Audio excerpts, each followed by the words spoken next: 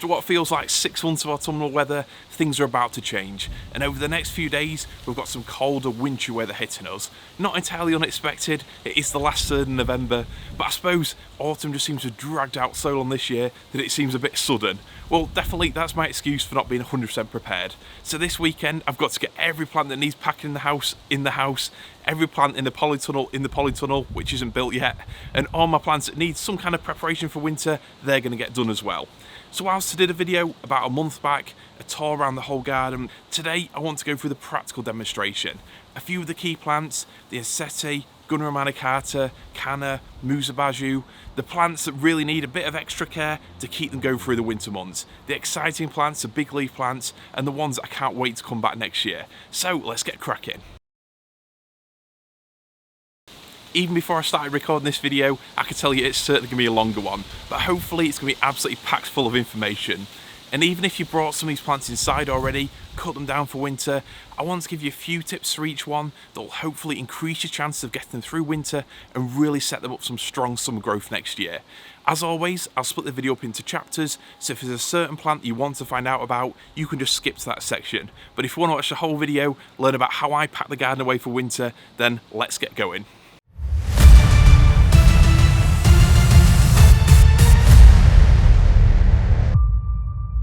You might be able to hear someone in the background enthusiastically using a chainsaw, and that's led me on to my first point. Before we look at the exciting bit, the plants, let's have a quick look at the tools that I find really help with overwintering. Now obviously you can use whatever you've got, but having the right tool for a job, that wind's really strong now. Having the right tool for a job, it certainly makes it infinitely more satisfying and more efficient too. When it comes to digging then, I think whatever the size of your garden, a good spade is certainly a worthwhile investment. And the best one I've ever used is this one here. It's a Fiskars spade. I'll put a link to it in the description below, but honestly, it's the best spade I've ever used. I just think it's so ergonomic, and being nearly 6'4", something that's long like this, I think it's 125 centimeters, it means that you can dig comfortably without getting an aching back, which even at my age is definitely something to take into consideration.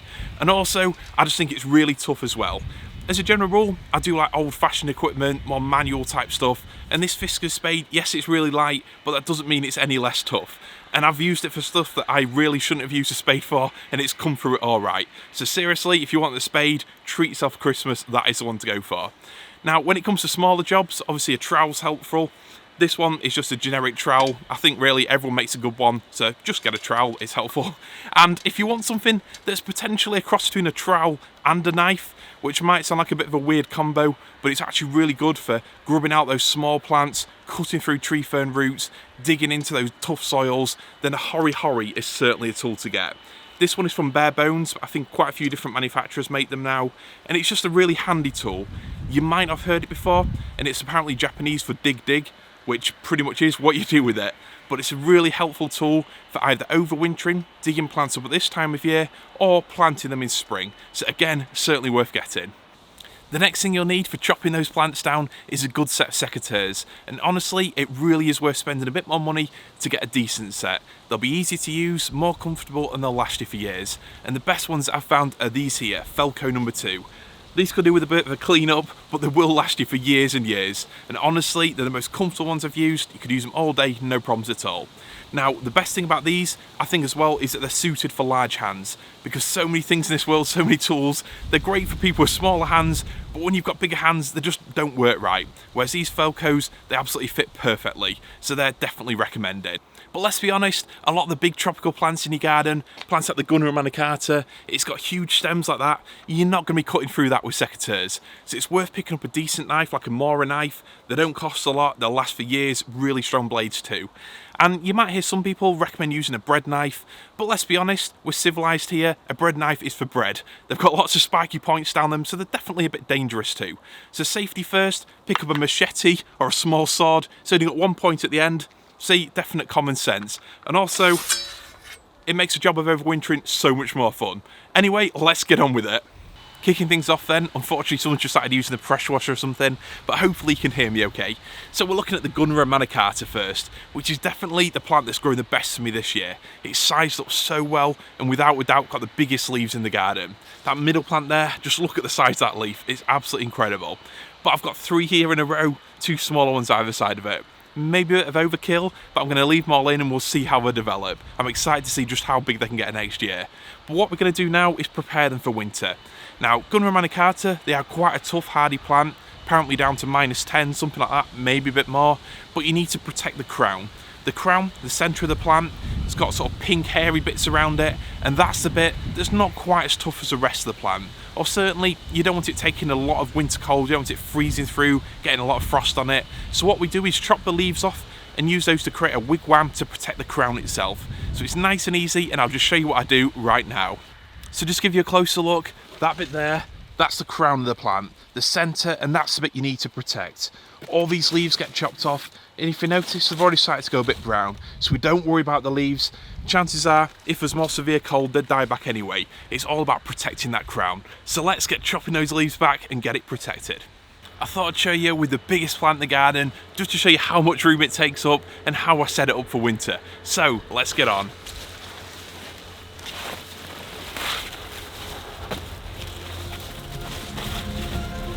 Safety first, obviously.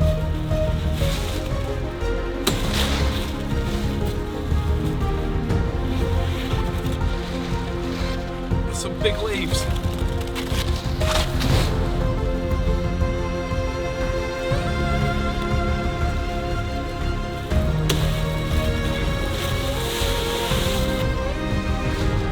The size of that one.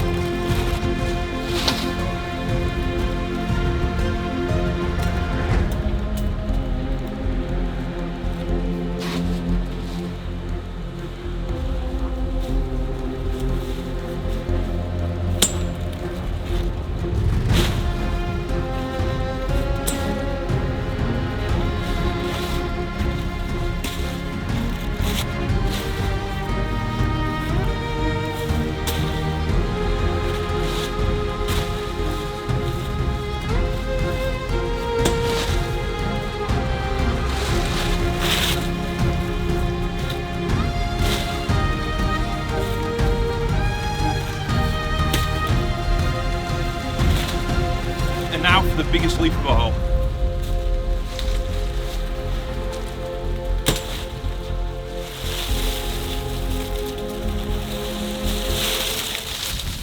Look at the size of that leaf. It's absolutely massive. Just to show you the size of that leaf, look at that. Absolutely monstrous, isn't it? Definitely the biggest leaf I've got here in the garden, and a plant that's grown well despite a really poor summer. So now that's done, we're left with the crown, which I'll just show you now. And what I'm going to do is I'm going to trim back those stalks even further, then use a lot of the small leaves to build a wigwam around it. A few minutes later then, and I've got a couple of wigwams built. And basically all you do is get the leaves, you stack them on like that, try to go all around that crown to protect the whole thing. And I like to push them down, so you basically get the stem of the lower leaf pushing through it. And then what I'll do is I'll chop that remaining stem off, and it tries to lock it all together. It's a bit of an experimental thing, and to be honest, I haven't done it with any leaves as big as this. And like with last year, if you do get a really wet winter, those leaves can start to rot away pretty quickly. But what you can do, just get a load of straw, a load of fleece, pack that on the crown instead, and put a large pot over it. It basically does the same thing, which is just keeping that frost, keeping that Gunnera safe from the real deep cold. Then next spring, it'll be ready to go, and those big leaves will be coming out again. Max has come out now, so there's no more mess around with the machete until he's safely back inside. But what I will do with that wigwam is try to pack it all down, maybe even tie it together, just to stop those strong winds blowing it off and that crown getting frosted. But like I said, you can just use straw, you can use fleece and a pot over the top to trap it in that way. It doesn't really matter. But one crucial thing with Gunnera, it's not so much protecting them in late autumn and from early winter, but it's keeping them safe from the deep cold and keeping those new leaves safe from frost in spring. Because what I found this year, those first leaves, if you do protect them, if you put some fleece on them for those late frosts, it's absolutely worth it because they end up growing to be the biggest ones you've got. So the biggest leaves you saw today were the first ones that grew in spring. So definitely Gunnera, pack it away for winter, but don't just stop as soon as it comes to February, March and it starts growing again. Just keep looking after it through those late frosts and it will absolutely reward you for it.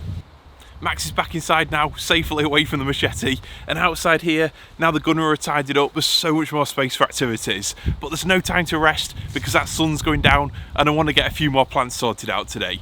So from the Gunnera, which is a plant that can take a light frost, that I only really protect at this time of year to get it ready for the deeper cold, we're looking at a more tender plant, the Ensete, which is behind a Canna and a Brugmansia. So I'll go through quickly now how I look after those and how I get them ready for winter. The Ensete that I want to show you how I store for winter is the one just at the back there. It's quite a large plant, and if your Ensete is still quite small, so if the pseudostem is probably less than about that, potentially you need to store that as a house plant for winter. So you need to bring it inside, just keep the compost on the dry side, and just keep it ticking over, ideally in a cool, bright room. But if it's larger, if it's anything like the one behind me, then you've definitely got options. Now, the most popular method of actually keeping them is dry storing them. And personally, that's not something that I do, so definitely I'd recommend checking out Yorkshire Critters video. He has got one that he did a few years back, which goes through everything you need to know about completely dry storing them.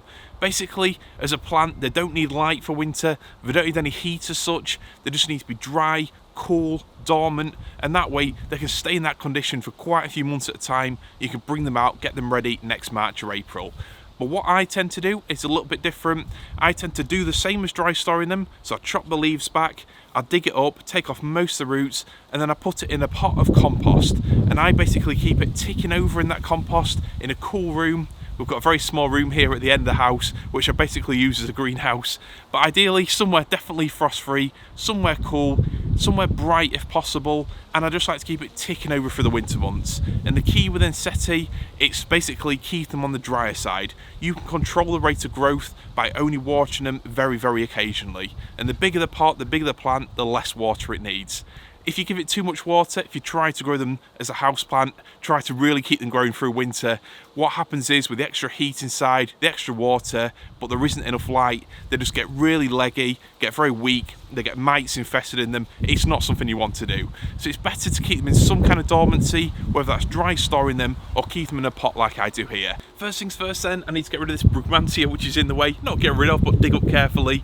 And this is basically going to go into the polytunnel.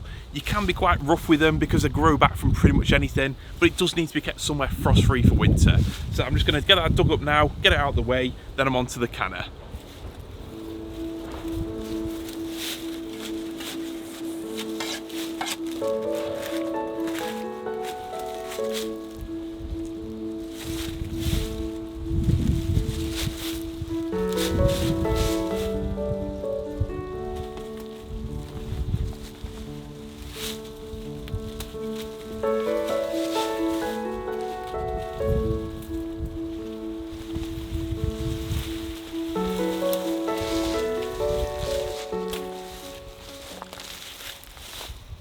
So there, the Brugmansia's dug up.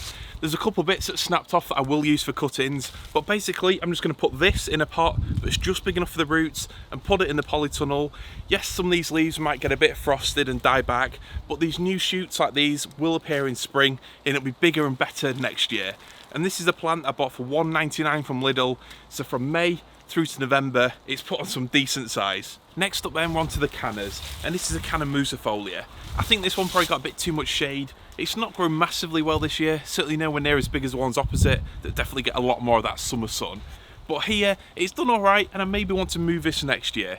So Cannas, you might be able to get away, it depends where you live, with leaving them in the ground. You can give them a thick mulch, or you can dig them up and put them in a polytunnel or greenhouse for winter. And that's the method that I choose to use. Partly because I know then that they're definitely going to be safe, they're definitely going to keep growing for next year, but also because it protects them from those late frosts next year. They grow better in that more sheltered environment, they're safe from late frost, safe from being eaten by slugs. You can basically get into a decent size before the ones outside have actually started growing. But if you live somewhere more sheltered, more mild than here, then definitely you might be able to leave them in the ground. But as well, another advantage to dig them up is you can move them around next year. So a plant like this, that I put in a place where it hasn't really thrived, one of the best things of tropical gardening is that you can move things. You can change that display around every year, so this plant can go right to the other end of the garden where it sees even more sun. The first step with Cannas then, and I tend to do this either before or after those first frosts, These leaves, they will get blackened by the first frost, but the rhizome is underground, it can take a good bit more cold. So what I tend to do around this time every year, late November, something like that, is basically chop them back. This year I've coincided the digging up the tender plants with the tough ones like this, but it's pure coincidence really. So what I need to do, chop these stems back.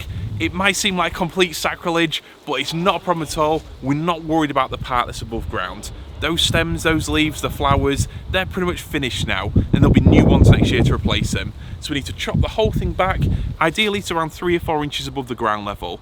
And the thing that you need to do if you're putting cannas in your polytunnel greenhouse is label them. Put some labels in them, because otherwise next spring you'll forget exactly what they are, what colour they are, and the size they grow. So let's get chopping that back. And one last thing that I will say, don't throw away the bits you've chopped down, all those leaves. We'll be using those in the garden in a video I'll explain to you soon. So that's the canna chopped down. All I basically did, use the secateurs, chop through these stems, and you might be surprised to see just how thick they are. Canna musifolia is a very strong grower, and from a plant that was only small in early summer, already it's now quite a big clump with about 8 different stems coming off it. So the next thing to do, once you've chopped it down to about 4 inches above the ground, is to dig it up, and then I'll put it in a pot in the polytunnel. I've dug the canna up then, carefully to avoid smashing up the plants around it. Again, that's a crucial thing to think about when you're planting out. You don't have plants that are staying in like the Musa basjoo too close to plants like cannas that you might be digging up. So next year I'll be putting more permanent planting in this section here. But let's show you now that musifolia to show you just how big it's grown already in this summer. I don't know if you saw that then, but there's a robin already darting around trying to get those worms.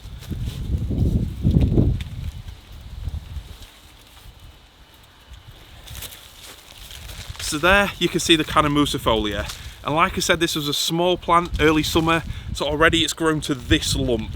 It's got so many new growing points around the edges, absolutely monstrous plant. And I'm just going to put this in a tub, a pot that's just about big enough for it, put some more compost around those roots, and then leave it in the polytunnel. And the crucial thing with cannas is not to let them dry out. But not like a dahlia that needs to be dry all winter. Cannas need to be kept, well, let's just say water them every few weeks, something like that. They don't want to be moist, they don't want to be soggy and wet, but equally, they don't want to completely dry out either. But it's a cracking plant, a very good grower, even in a less than optimal position. In case you're wondering, the plant in the back there, that's an Echium, and that will be staying outside all winter. They've got quite a long taproot, and if you try to move them, it doesn't usually end well. They're a plant that can't take a deep frost or a deep cold, should I say. They can take around -3, -4, but it really depends where they're planted and how sheltered they are.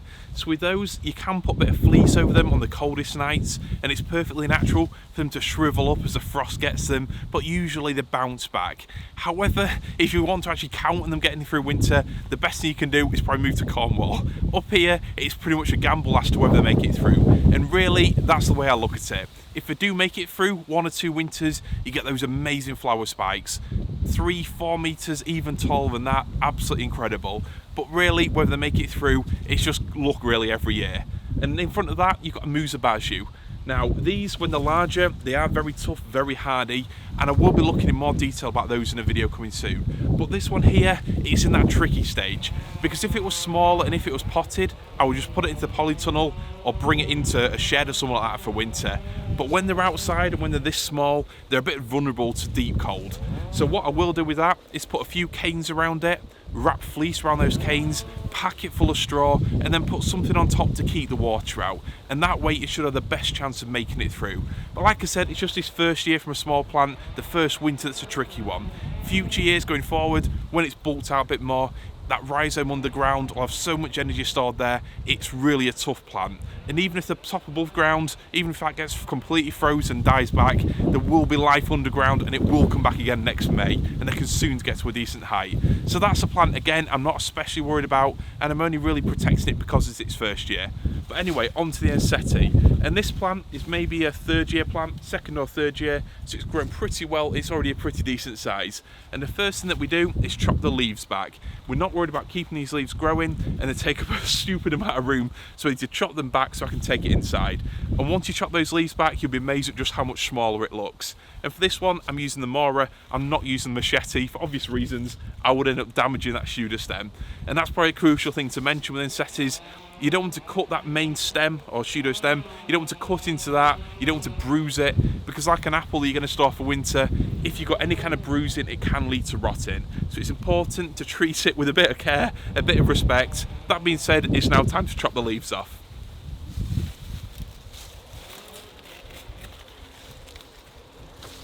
Again, I am keeping all the leaves. They will be going back into the garden, and like I said, I will be mentioning how I do that in a future video to improve the soil to get bigger and better plants for next year.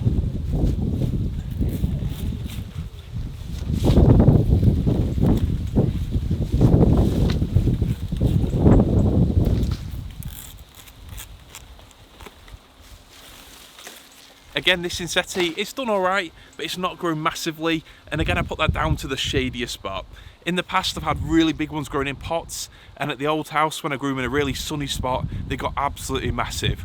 Whereas here, I think it was maybe that late start to summer this year, the lack of heat, they haven't done quite as well as I wanted them to. So it's maybe one of those plants that in the new garden, it doesn't really thrive as well as it did at the old one. So I might look into planting more shadier plants in this area, maybe pack some more evergreens in, we'll see.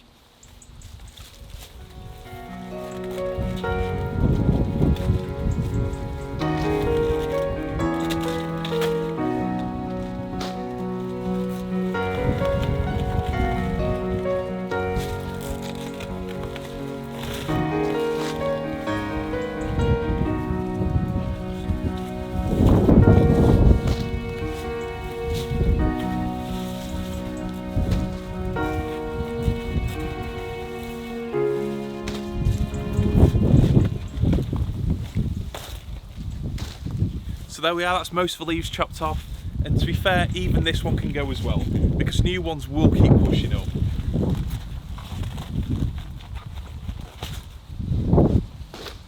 So there you can see, I know it sounds obvious, but just how much smaller that plant is without the leaves, how much easier it is to manage. So your Ensete, even if it's 3 or 4 meters tall, chances are when you chop those leaves back, it might be heavy, but you'll certainly be able to get it inside for winter and bring it out again for an even bigger plant next summer. And behind that you can now see that bamboo, which is a Phagisia angustissima, I think. It's a fantastic bamboo, not the most hardy, but one that's supposed to be really impressive as it gets bigger. But now it's time to dig up the Ensete. So when you're digging it up, you don't need to go too far from the trunk or pseudo stem, but it's easier just to call it a trunk. You can go quite close to it, as long as you don't damage the corners at the base of it. And what we're going to do is chop back a lot of those roots anyway, just because during the drying process they tend to die off anyway. It'll grow new ones in spring, and if you put that in a really big pot, say that big, then what it's going to do is trap in too much moisture.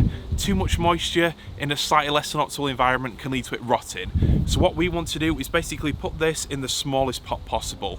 A pot that's just big enough for that base and enough roots to basically support it and keep it upright.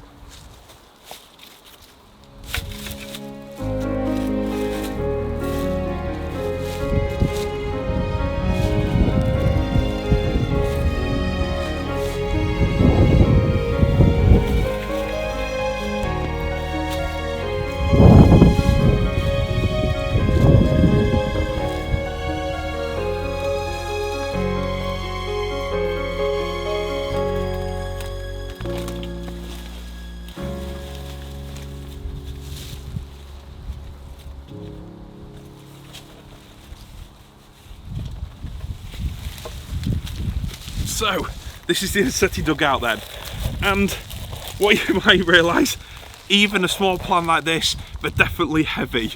They carry some weight. It's basically like carrying a big marrow or something like that. There's that much water in them. And what I will do is take some of that old compost off the base, because I don't need all that there. And like I said, it just traps in moisture that might lead to its rotting. One of the crucial things that I didn't tell you is not to chop these leaf bases back too short, because what I find is those ends of them, they do get a little bit dry, and potentially they can rot back into the stem. So I find if you just leave them a little bit longer, it means the main stem should be safe from rot. But I'm going to put this down because it's actually really heavy. As you can see there, even a small plant, well, a young plant, has sized up really nicely. A few tips that you might need to get them through winter. First thing is they need to be dry, and the crucial thing is if you bring them in, especially if you bring it in late at this time like me, then it's going to have water in those leaf bases. That's where it collects, and if you tip it upside down, then you can feel it draining out. and that's really important because that water needs to get away from that pseudostem. And another thing, probably my secret weapon with overwintering Ensetes, obviously they need to come inside in some capacity. You won't get away with overwintering them outside, and in a frost-free polytunnel greenhouse or shed, you might get away with it. You might be better off in a garage if it's next to the house, but nothing's guaranteed. What I do is put it into a small room and use a dehumidifier. I have that on full blast for a couple of weeks, really drying it out, and it seems to do it a treat. It brings all that moisture out of those cut leaf ends, and it seems to get it ready a lot quicker. So that's what I'm going to do with this one. Basically get them lined up to take inside, get them dried out over the next couple of weeks, then I know they're ready to basically begin the overwintering process. You might be wondering then what I do with the plants left around it. So the Saliva Amistad, that will die back, and as soon as we get some proper cold weather, maybe over the next few days, it might be a few weeks away, that will be cut back. But from what I've read and from what a lot of you have commented, they are pretty hardy in most UK gardens, so I will be leaving that one there. I really like the way it just spills out over that border, so that one will definitely be staying. I'll probably just trim it back to stop it looking too messy. But further back, we've got the tree ferns, we've got the palm, that's a Trachycarpus new form princeps hybrid, absolutely fantastic. And then we've got a Schefflera taiwaniana just tucked in there. Those, they're all really tough plants. So what I'll do, I'll pack some straw or fleece into the crown of the tree ferns. The palm, I'll do absolutely nothing with. And that Schefflera, again, I'm just going to leave it to it. So the ones that are left are either plants that need a little bit of protection when it gets really cold, or plants, hopefully bulletproof hardy, and I shouldn't need to do anything with in any normal winter. So that's the Gunnera, the Ensete, Cannas, but unfortunately I've got loads of Cannas and a lot of Ensetes dotted around the garden. So now I'm just going to have a quick run around and get more ready to be dug up tomorrow. So that's the end of the filming for today, and when I join you in the morning, I'll show you even more plants, how I look after them over winter.